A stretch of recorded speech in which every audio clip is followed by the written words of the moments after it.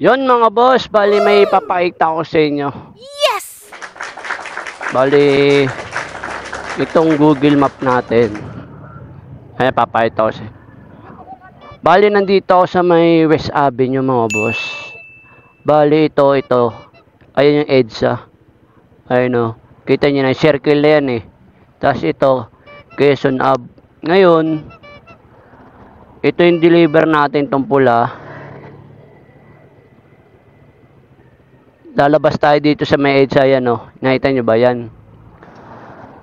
Kaso pagdating dito mga boss, sarado kasi yan. Itong gate na to, ito nakikita nyo. Sarado yung gate yan. Ngayon, lalabas tayo ng EDSA dito, diretso. Ngayon, para hindi tayo umikot, syempre, gagamitan natin ng technique. Wow. Para hindi na tayo umikot ng malayo. Kasi ikot pa ako sa may, sa may West Avenue eh. Yung layo naman ang ikot ko. Ito, ganito na lang gagawin kong diskarte. Yes! Kasi paglabas mo dyan, mga boss, EDSA na yan eh. Ayun o. Papakita ko sa inyo. Para kahit papano, hindi hassle oras natin iikot. Ayun mga boss, yan, hindi na natin sinundan yan.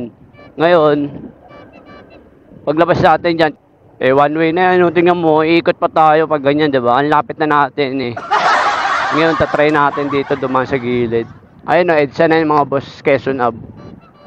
Dito tayo dadaan. Diba? Kaysa umikot tayo, dito tayo dadaan. Nakuha na naman kayo ng technique mga boss. Ayun. Alam niyo na. Yes!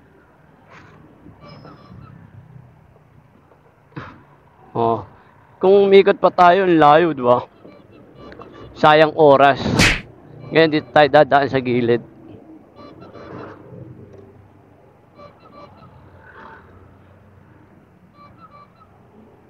Kaso, ECLC. Ito atang building na to. Oh no! Kaso lakarin lang natin ito mga boss. Nako, ito ba yun? Nag-counterflow na yun, no? Lakas eh. Sir!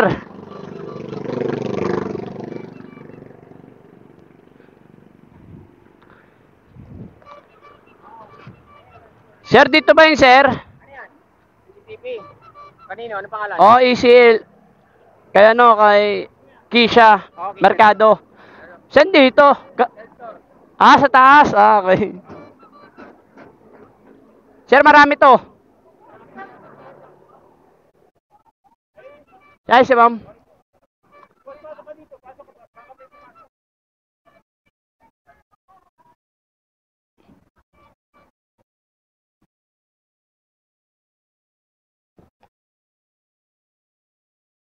Yeah.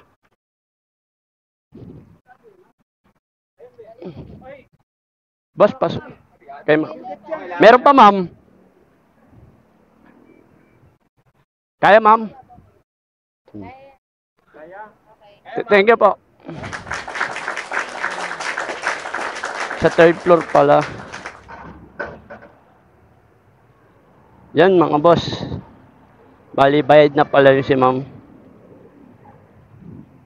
Bali, ang shipping fee niya sa akin ay 164. Diba? Ganun diskarte mga boss pag pag sobrang lapit nyo na, akayin nyo na lang yung motor nyo, kaya sumimple kayong mag-counter po sa